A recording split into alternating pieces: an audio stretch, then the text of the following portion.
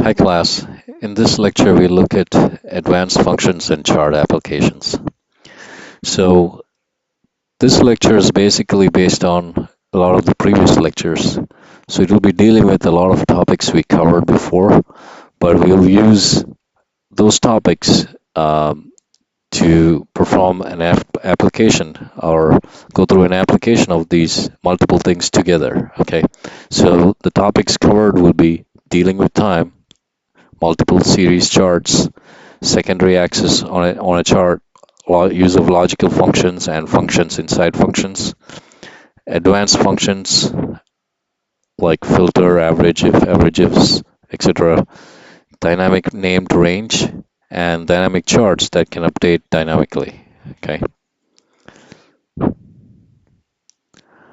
so the application that we'll discuss today uh, is a cooler or a refrigerator. Okay, so we are basically going to analyze the thermal performance of a cooler. Okay, so just a little bit about this cooler. What we see in this picture on the right is the cross section of a cooler. Okay, the cooling system comprises of a compressor. Okay, and then there's the condenser, which removes heat to the room. It also goes to a filter and then an expansion device. Then there is an evaporator, which is the cold heat exchanger that cools the fridge inside of the fridge, and then it returns back to the compressor. Okay, so there is a fan in front of the evaporator. So when the compressor is running, the evaporator is cold, and the fan is also running simultaneously, and it will circulate the air within the refrigerator and across the evaporator. So as it goes across the evaporator, it becomes cold, and as it goes inside the refrigerator, it picks up the heat, brings it back, and it's a cycle. Okay, so as you can see, it will cool continuously until this temperature is satisfied. So if you kept on cooling, you'll start freezing things in your fridge, which you don't want. So you want to maintain a certain temperature. So what will happen is it'll cool for a certain time until this temperature says, okay, it's cold enough, then turn off. Then the temperature here will slowly warm up, and then it will turn the compressor on again. So this will go as a cycle, on and off. Okay. So in addition to this temperature sensor, which we call the fridge thermistor, we have an evaporator temperature sensor or the evap thermistor and a room temperature sensor. Okay, so we have measurements from three temperature sensors. We also have measurements from, assuming that this test is run in a lab, we also have measurements from the power consumption using a watt meter. So we have a watt meter system here which measures the instantaneous power consumed by this refrigerator or cooler, and also measures the energy consumed, which is nothing but energy in watt hours. Okay, it's just an energy unit. So it's similar to joules. 1 watt hour is, I believe, 3.6 kilojoules. So if you know energy, energy is a little bit different from power. Okay, energy consumed per second is power, or per time is power. So as you consume power at different watts, the energy that you've used up adds up, okay, which is measured by this watt hour. So that's basically what we are analyzing. We have three temperature data, one power, and a watt hour measurement. So 5 data sets. Okay. And for simplicity, I have made sure that all of them are synchronized in time, so there's only one time scale. But in reality, a lot of times this measurement system will be on a separate time database, and this will be having their own time chart, so then you have to synchronize them. Okay. All right. Another thing to learn here is about cooling cycle. Okay. So I'm going to jump ahead here and assume that I've already created this chart from the data. Okay. So on the primary y-axis there is temperature, and the secondary y-axis there is power. So the three temperature data, the light blue, dark blue, and the orange, they're on the left side y-axis. The power data in gray, it's on the right side y-axis. Okay, so um, if you look at it, when we first plugged in the unit, okay, or let's say we plugged it in here, or we may have plugged it in before this, okay, so it may have been running a little bit, so we don't know whether it was plugged in exactly here or not, okay, but at the start of the data, it seems like the power consumption is high. It's somewhere close to 80, and the compartment temperature was also high. It's very close to room temperature, 20 something degrees, and it is consuming a lot of power. It's probably running at a high speed in compressor and a higher speed in fans to cool the compartment fast to get it to target temperatures below 5 degrees C. You want to store your food close to 4 or 5 degrees C. Okay, so it came down to close to 4 degrees or so, and then it turned off. And then it started warming up again inside the fridge. So this is the fridge temperature. And as it goes up, the evaporator temperature is also going up. Okay, evaporator, notice that evaporator is colder than the fridge temperature because you're cooling the fridge using the air that is exchanging heat to the evaporator. So the evaporator is the coldest thing inside the refrigerator. Okay, so they both warm up, and at a certain point, the compressor starts again. However, this time it is at a lower speed, at a lower wattage. So maybe the fan and the compressor is running at a lower speed. And then it runs for some time and it reaches the target temperature, it turns off again. Now, it's doing this on-off thing for a long time, and we get a temperature that is controlled within a certain bound, okay? This is what happens in most refrigerators. You get an on-off cycle. You might have noticed this with your air conditioner at home. It turns on and off to maintain a certain temperature, okay? Um, so if you pick one compressor on and off condition and plot that here in another chart, if you start from an on condition to the next on condition, that's called one cycle, and that is the cycle that's been repeating. Okay, so under normal operation condition, a lot of these cycles will be very similar. Okay, so during energy and thermal performance analysis, what they will do is they'll pick a lot of these stable cycles where the cycles all look similar, then find some energy, average temperature, all those measurements for those cycles, and then use that to predict what this refrigerator would do for over a year. So if when you buy a refrigerator, it will have an energy consumption number on it. So it's basically based on the steady state normal operation data.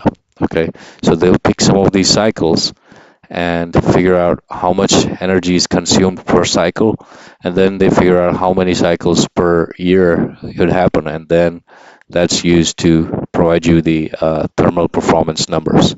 Okay, so based on this definition, one compressor start to another, we can say there are 11 cycles here. We didn't choose this first one because we don't know for sure whether it started exactly at this data point. Okay, it might have started way before our time t equal to 0. So it's best to start with this cycle where we know for sure that there is an off condition and it started here, and then based on that, on, off. There are 11 complete cycles. The last one, we don't know when the next one is turned on, so we don't have enough off cycles. So we have 11 full cycles in this data. Okay, so 11 cooling cycles. So like I said before, once it reaches steady state, we can call it normal operation. Once it's trying to pull down in here, we call that pull down operation. Okay, so most of our analysis is for normal or steady state operation. Okay, all right. Another thing to understand is about power and energy. Okay, so if you look at this chart here, there is power on the y-axis and energy on the secondary y-axis. So the orange is on the secondary y-axis, and the gray, which is the power, is on the primary y-axis. Okay, so as you can see, it's going through multiple cycles, and the orange line also is like a step going up. like a stair. What's happening here is when there's much higher wattages, the energy consumed adds up quickly. And then when it's off, you're consuming close to 2.6 watts. That's because it's basically standby power. It's consumed by the electronics and the sensors and all that. When the compressor is not running, fan is not running, it still consumes some power. Okay, so the standby watts causes it to increase slower, but it's still increasing. Then the compressor turns on at a lower speed, so it's increasing but not as fast as this, and then goes back, goes up, goes back again with lower watts. So then you get the step function. Okay. Now zoom into one cycle. Start with the energy number at the start of the compressor on and the energy number at the end of the compressor. If you subtract these two numbers, you get the total energy consumed within this cycle. So in this case, is 21.6. Okay. Now, if you divide that with the amount of time elapsed between these two cycles, or within the cycle, or the total time of this duration of the cycle, which is from here 3.982 to 5.502, if you divide that, that gives you the average power. Okay. Energy divided by time is power. So that's the average power consumed. So 14.22 watts. Okay. So just a little bit about energy and power. Now, once you know some things about one cycle, you can do that for a bunch of cycles. You can consider 3 cycles or 4 cycles and find this energy consumption for 4 cycles. And then you can get divide by 4 and you get per 1 cycle. And then you can extrapolate that to how many cycles would be there in 1 year. And you can use that number to predict the energy consumed in 1 year. Okay. Now, what is the goal of this particular analysis or application? In this case, what we are looking for is, going back to this one individual cycle, we are looking at what is the average temperature in one such cycle. What is the max temperature in one cycle? So average, max, and min values of temperatures and power within one cycle. Okay. Then also, if I wanted to say, not just one cycle, for example, 4, I want to find the average of 4, 5, 6, and 7. So 4 to 7 or 4 to 10. What is the max, min, and average of temperatures and power? What is the energy consumed in cycle number 5? Or what is the energy consumed from cycle number 5 to cycle number 10? Okay, so all of that means I need to know when each cycle is starting and stopping. Okay, and then I need to be able to average based on that start and stop, or find the max or min based on that start and stop. So it is important to find where it starts, where the compressor starts, and where the compressor turns off, or where the compressor starts again. Okay. It's also possible that you might be interested in some average numbers only when the compressor is running, not for the whole cycle, but only when the compressor is running. So in that case, you really want to know when it's stopping. Okay, so you really want to know when it's starting and the next starting, but you also want to know the stopping times. Okay, and then average or find the maximum within that. Okay, so then other things to do, like I mentioned before, you might want to know what is the time elapsed. You might want to know what is the average power of one cycle or 4 cycles, total energy consumption. Then you want to know what is the on time of the compressor, what is the average compressor on percentage. So in this case, it looks like it's on roughly 25% of the cycle. If the cycle starts from here to here, it's on roughly 25%, it looks like. Okay, so things like that. How do we do that? For that, we'll look at some Excel files that I've created, and we'll go through 2 different methods. And there are other methods also possible. Okay. Method 1 would primarily involve use of indirect functions to select the dynamic ranges based on the cooling cycle number. So if you select a cooling cycle number or numbers, you have to select different ranges each time. So you need a dynamic range, okay? And that is achieved by using indirect function in this scenario. The same thing is achieved in method 2 using average ifs, max ifs, min ifs, and offset functions, okay? There is no indirect function used in the second option, right? Okay, having said that, let's look at our Excel file. So in this Excel file, the data is in column A to F. So there is a time data, a single time data column, and then three temperature data and two electrical power and energy data. Okay, so five data sets and a time. So there is no time synchronization needed. However, you still need to create a time column. So everything from column G onwards is things you have to do to process this data. So time zero is basically achieved, or you got this time equals zero because you chose a start time same as this first time. So time zero is basically this time minus this time. Look at the dollar sign here, and times 24. And you double click that, you get the rest of the hours. Okay. So because you're putting a dollar sign here, um, this keeps going down as the cells go down, and this one the reference is fixed because it has a dollar sign. Um, and the 24 is because when you subtract two things, dates, you're actually getting the number of days, so you have to multiply with 24 to get the number of hours, as we had um, looked at in previous lectures. Create also a column called row number. It'll become useful later on. So it's basically what is the row number. So this row is row number 2, this row is 6, etc.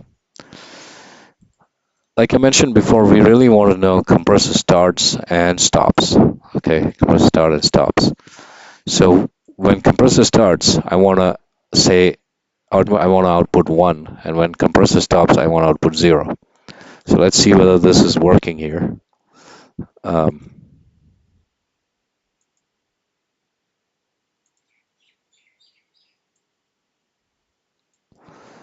so compressor start is working. Let's plot this also on top of that. Compressor stop is also working. So if you look at it, it starts at the first stop and then start, stop. So starts are basically the blue and the stops are orange. Okay. So the formulas have worked here well. And there should be 11 of those because we have looked at 11 cycles: 1, 2, 3, 4, 5, 6, 7, 8, 9, 10, 11. So the 11, sorry, 12 of these and then 11 cycles in between. Okay, so that's all working. How did I get there? Compressor start, I use this equation where if and function. Okay, so it's a function inside function and it's a logical function. So if two conditions happen, then my compressor is started. What are those two conditions? This particular row is greater than 10. That means the watts is greater than 10.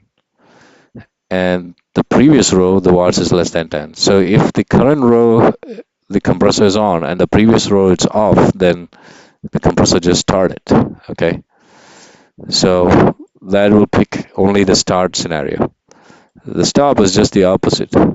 If this row is off right now and the previous row was on, then it's a stop. So output 1 in that scenario, otherwise 0. Okay, so the formulas all work. And the reason why they work is, if you remember, the watts are roughly, if you look at this axis here, or you look at the left axis here. So if it is greater than 10 watts, it always has to be on. If it is less than 10 watts, it's off because 2.6 watts is off. Okay, you could pick any value above 2.6 from 10 to almost 50 to distinguish on off in this scenario. Okay, so use your judgment to figure out when to check whether compressor is on or off. So I picked the value 10. Okay, now that's not enough. I want to create something like this.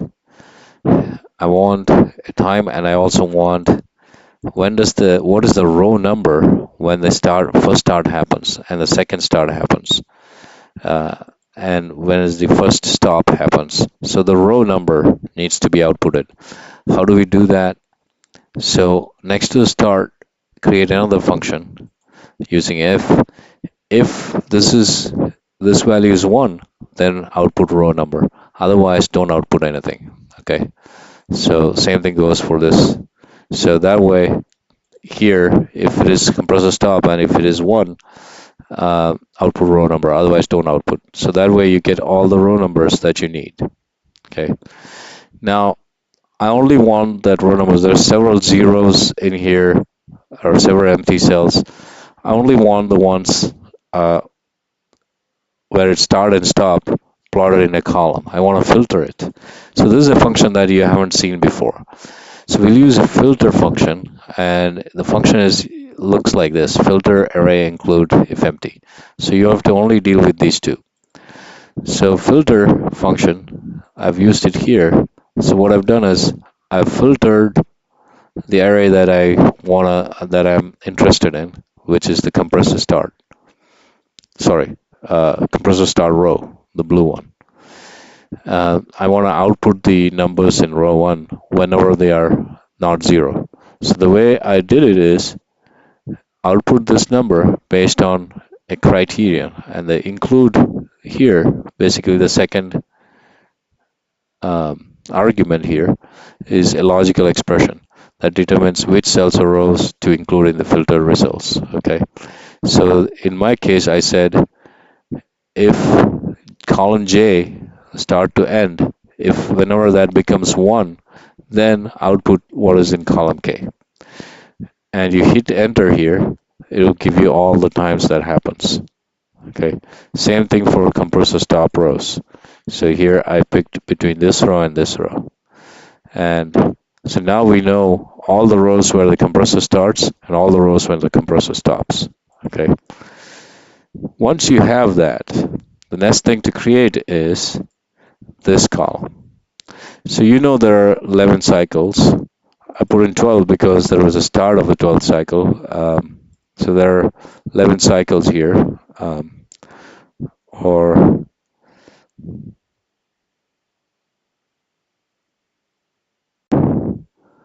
so there are 11 cycles here, and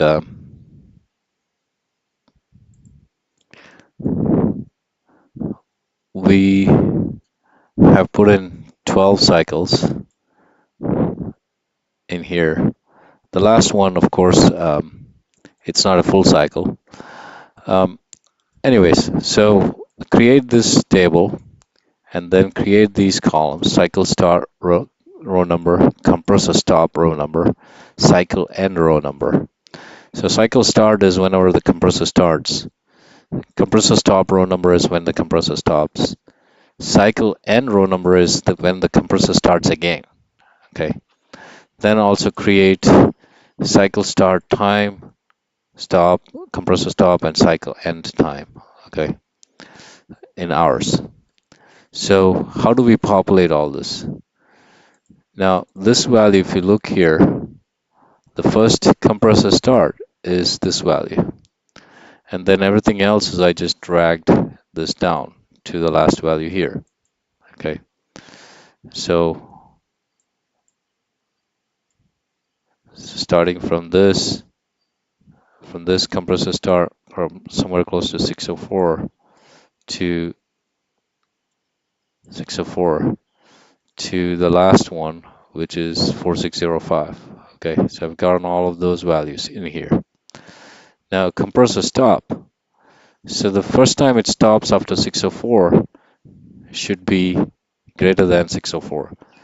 We'll ignore this 342 because that comes from this off. Okay, so that's not the first cycle. So we have to look at this off. Okay, so you'll ignore the first one and then use the second one, start from here, and then drag it down to the last value here. Okay. So that's we could almost get this one in there too. Okay. So we don't have a cycle end row here because, um, sorry, let me take a step back.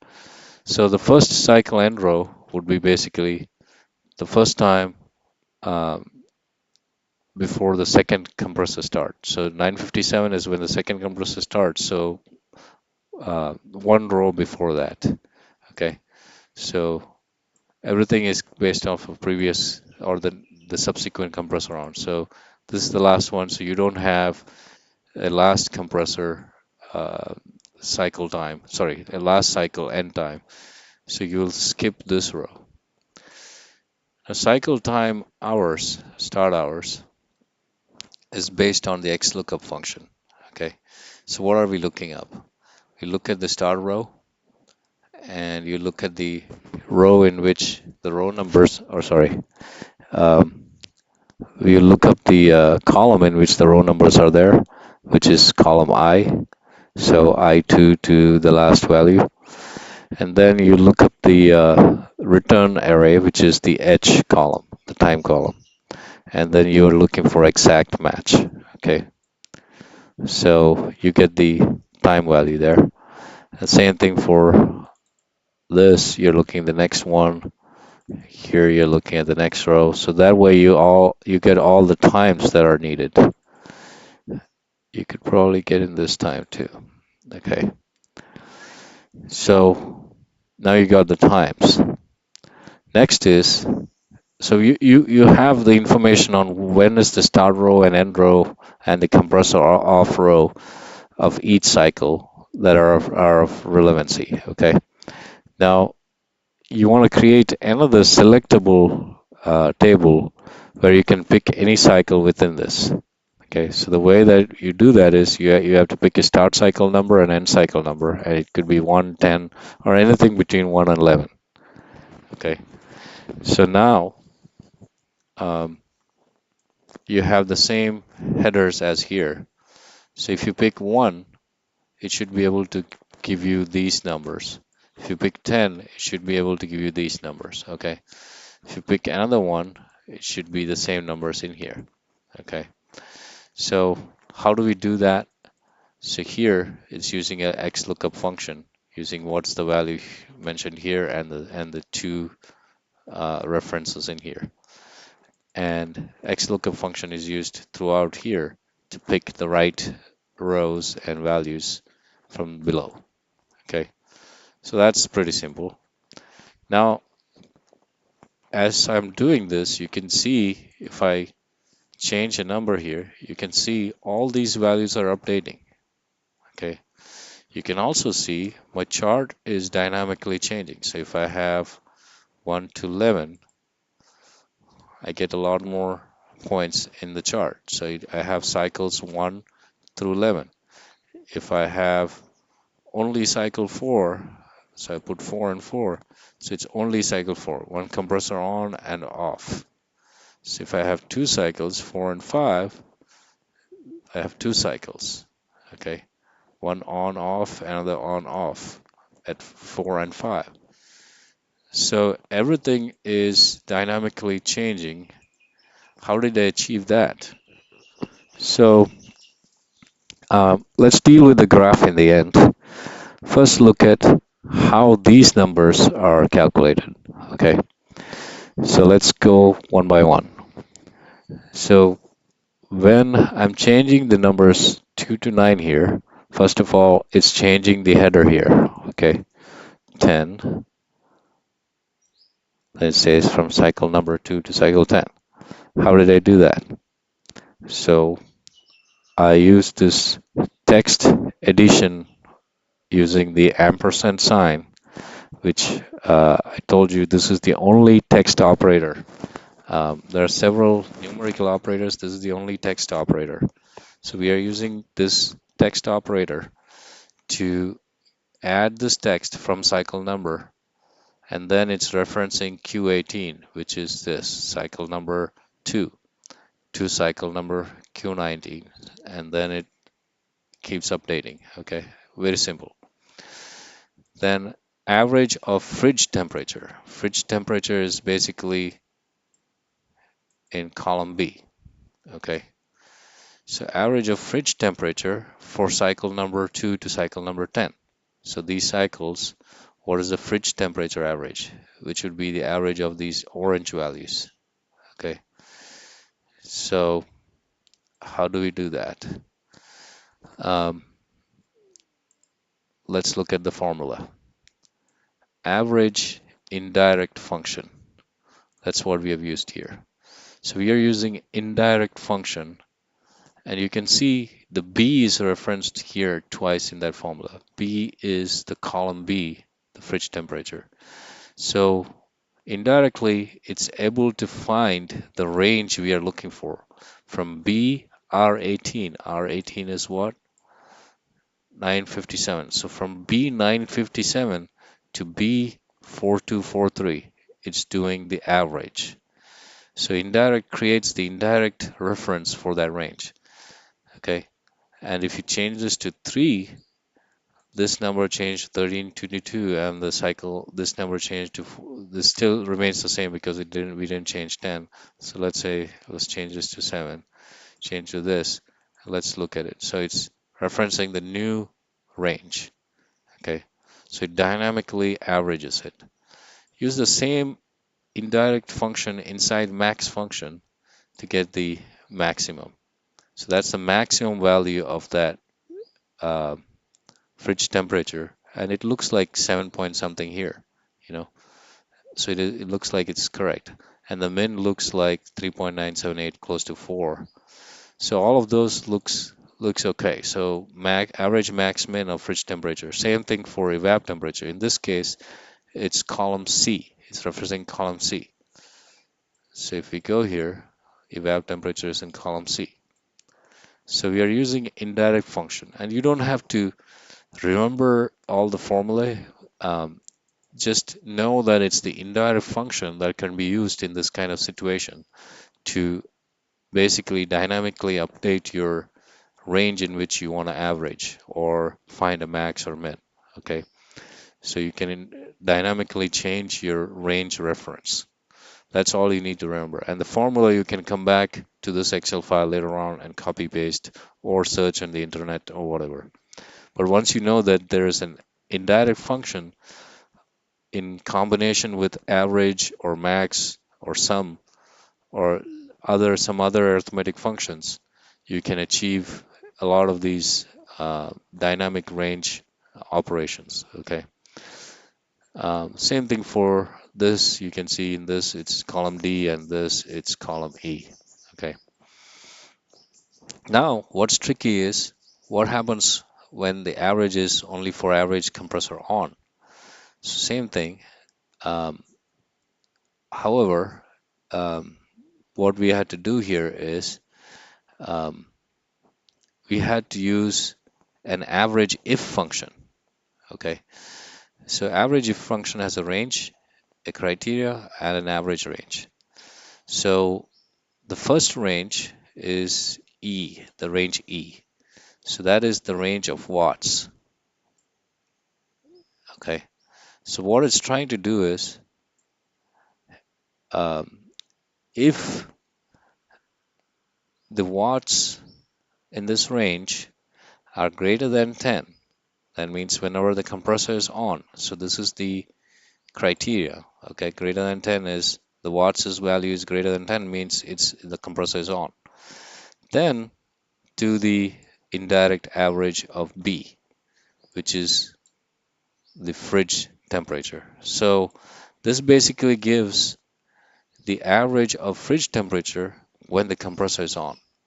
And the same way, using the less than 10 option, we can do the average if the compressor is off.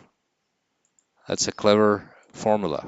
Okay, so you could do the same thing with other measurements too. So far we've learned how to use indirect function, how to use indirect function inside an average, how to use average if function and the indirect function. Okay, now what is the average cycle time from 3 to 7?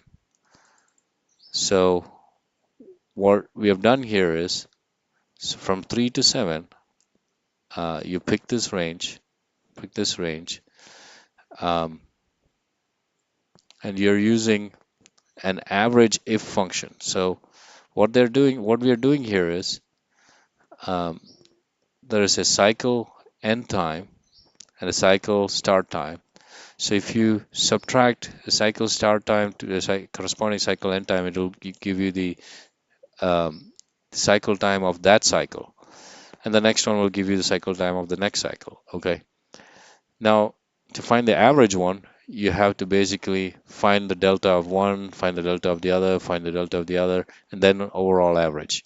You could also do an average of this, an average of this, and then subtract. It'll give you the same answer. That's what we are doing here. You're doing an average of this row and this row, but only the cycles that we want, 3 to 7. How do we achieve the 3 to 7 option? It's done by average ifs function. So average ifs basically says, um, where is the average range? In this case, the average range is V2 to V33. So V is here, so that's the end time. So that's the range. And the criteria range is here, P2 to P33. So cycles 1 to 11. And the criterion is it's greater than or equal to Q18. Q18 is this. So if you are a row number, sorry, a cycle number greater than or equal to 3, then you should average.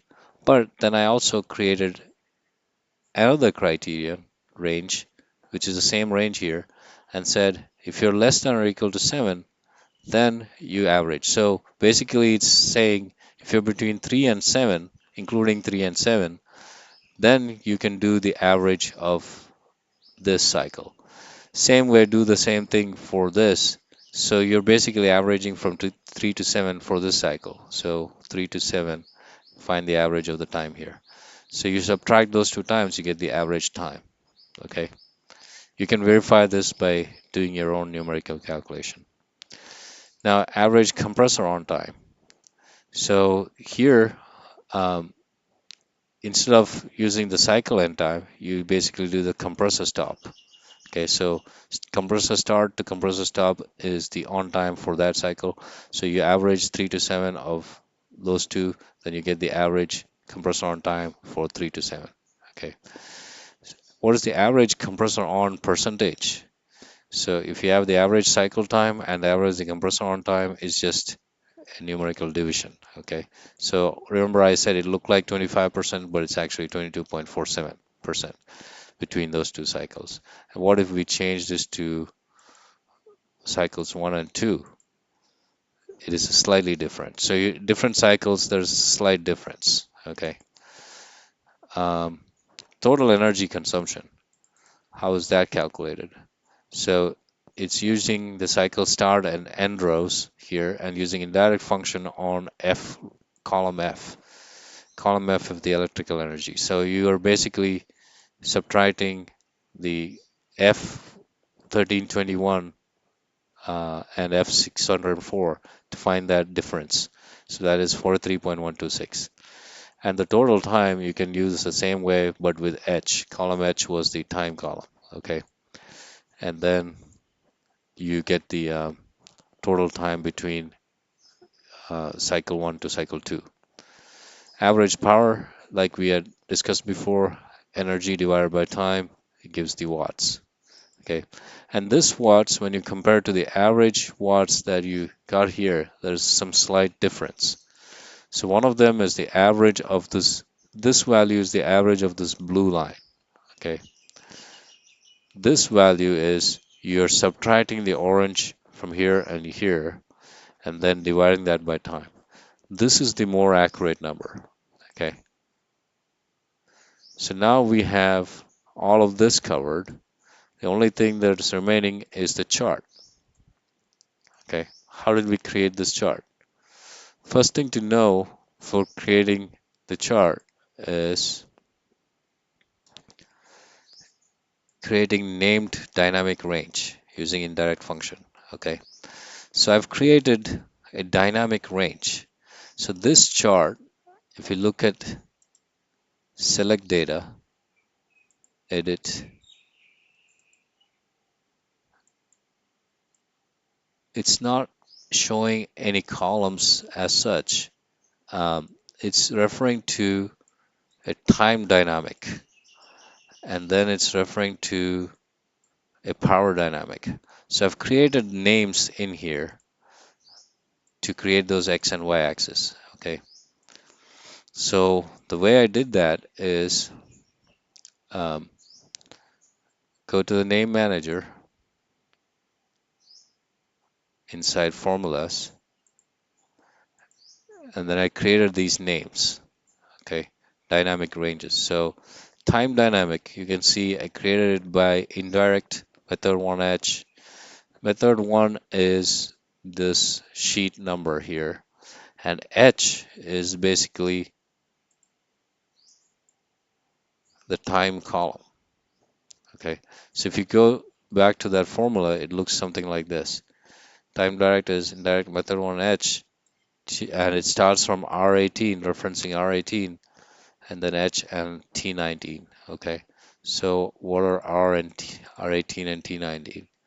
So this row and this row. Okay, so H604 to H1321. So indirectly, it's referencing that range. When these numbers get updated, if I change this to 4, it dynamically changes this to that new number.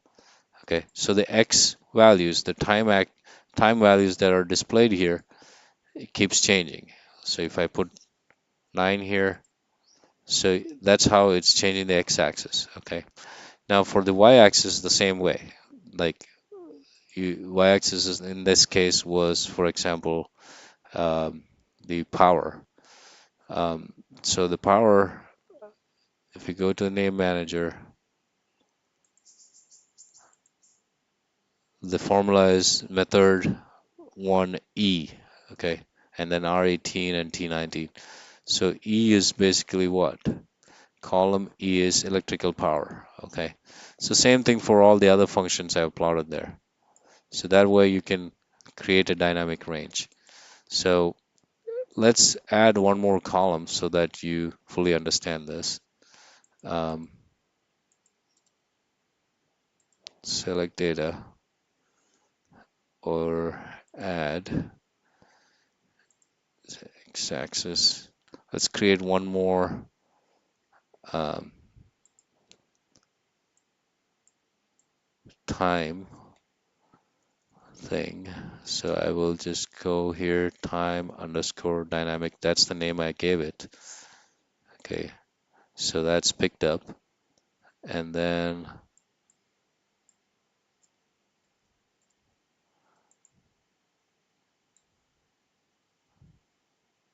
a third one.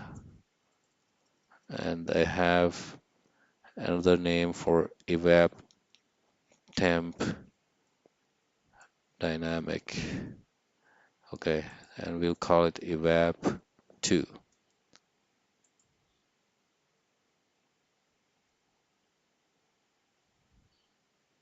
I'm not sure whether it picked up. Okay, let's see.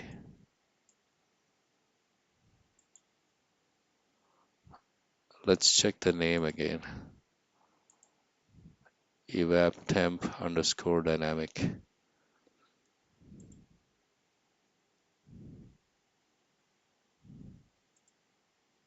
Let's hide this one.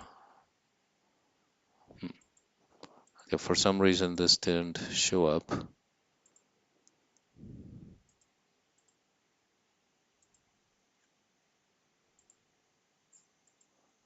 Let me check that again one more time.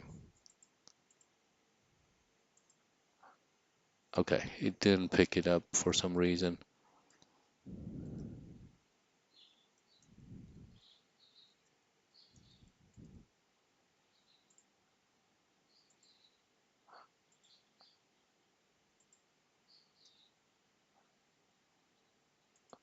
Okay, now let's hide the first evap temp.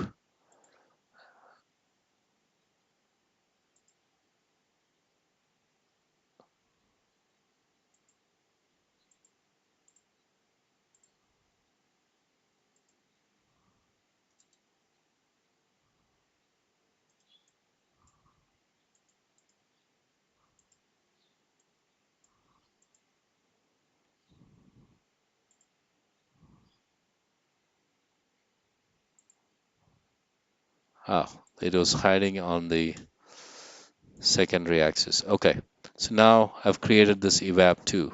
So you saw how I created a new series here. It's the same as the evap, the original evap data in there, but I showed you how I got both of them in there. Um, so as simple as that. And here you can see that the chart header is also changing with respect to what's in this cell. That's because I've tied it to this particular cell. Okay, so if you change this to 6, the chart header also changes. Okay, so that's about dynamic charts. So I think that covers all the things in here. Um, so once you know the cycle data, um, and average power, total time, and all that, you can use that to interpolate to over a year, what would be the energy consumption in a year, based on that. Okay. Um, all right. So to recap, in this method one, we used indirect functions at several places for finding averages, max, min, etc., and also for creating these dynamic named ranges to use with the dynamic charts. Okay, so if you don't want to use indirect functions, um, what do we do? We could use the average ifs, max ifs, all those functions with criterion inside them, and also we could use offset function inside here to create the dynamic range. So let's quickly look at how that is done in method 2. Okay, so once you have created all these columns just like before, um, the way to create the averages would be using the average ifs function. So what is an average ifs function? You have used it in the method 1 also in some places, but to recap again, average ifs looks for an average range, criteria range 1, criteria range 2, criteria 2, etc. So average range is the range of cells that you want to average. Okay, that is where the final value that you average comes from. That's from that range. But how is that range selected? What is the start and end row of that range? For that, you need to go through the criteria range. So the first range in which to evaluate the criteria, that is the criteria range 1. Criteria 1 is what is that criterion? It will be like greater than or equal to something or less than something, you know. Then there is the second criteria range and the second criteria. You can have up to 127 criterion and criterion ranges. Okay. In this case, we are using um, two criteria ranges and criterions. So what we did is um, average, we selected this column B, which is where the fridge temperature is. So all of that column, and then uh, we selected a criteria range, which is the compressor power or the electrical power range, which is H. So if H greater than or equal to um, U18, sorry, H is basically the time range, not the compressor power. So we are looking at the time range. So if the H is greater than or equal to the value in U18, U is the value year cycle time. Okay. If it's greater or equal to cycle time 7, so if it is greater than 7 hours, then you start your range average. Okay. Then the second criterion is less than or equal to W19, the second time. So if you're between this time and this time, including those two times, then do your average of column B. Okay, so it used the time column and the fridge column, fridge temperature column, to find the average fridge values, temperature values, by looking at the start time and stop time as the criteria. Okay, two criteria. So you have to select the time column twice for the greater than and for the less than or equal to criteria.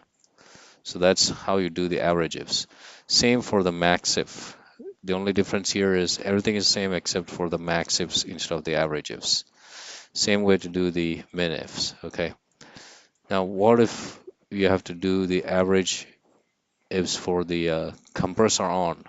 Okay, so in this case, again, the average range is B, which is the fridge temperature range, and then the time um, range, and then there's another range which is E. What that is the power range. So you have the time less than greater than criterion. Now you have a third criterion, which is the power. So if the power is greater than 10, only then average. So that means average when it's between these two times and also when the compressor is on. So three criterion, and that's how you did that average. You can do the same thing with compressor off. In this case, your power is less than 10.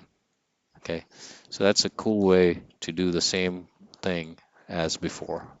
And again, you can change these numbers 2 to 10, and you can see it's changing here. Um, and let's see, where else? So this was same before. All of these averages were same before. The other place where we had used the indirect function was in the named range. So instead of the indirect function, we could use the offset function. So the offset function is defined as offset, reference, rows, columns, height, and width. So reference is the starting cell. So if you have a row that you want to look at, so you provide the starting row number, okay? And then from there, how many rows up or down, and how many columns up or down, right or left. Okay, that's what these rows and columns are. So in this case, I've given, for time dynamic, I've given H star 1 as the reference, which is the time column, and then the rows and columns are basically um, in R18. So R18 minus 1 because you're starting from this column and you need, um, sorry, let's go to R18. So R18 is this row, start row 957. So the start row 957 counts the first row too, but you're actually starting from here. The count starts from one below the reference cell. So you have to subtract one from that, okay, in this case. And then how many, what is the end row, okay? Or the how many columns you have, it's 0. And what is um, the end row? That is basically this value, T19 minus T18. So the starting row is this, ending, it starts from there, and the ending row is basically from the difference between this and this, the end row. So that much below, further below. And if you do that, you get your time dynamic value. You can verify that here. So if you go to your formulas, name manager, let's look at the time dynamic. So it use that function. Now you can verify whether, let's pick a shorter time duration, 2 to 3. So the time is from 4.319 to 7.014.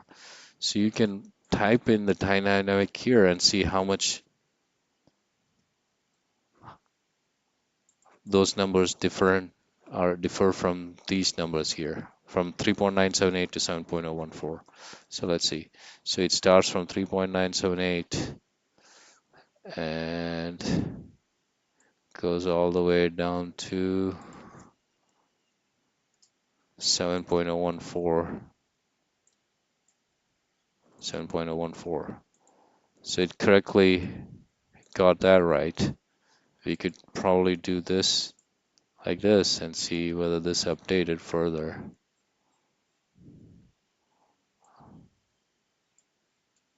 5.494 and 5.494 and 3.978. So the formula is correct. Our values are dynamically updating in the range. So you can use this offset method, and the definitions are in here for how to use it.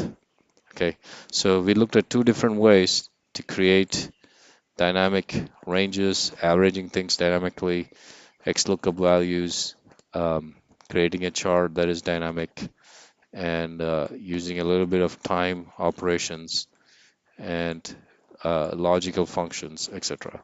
Okay, sounds good.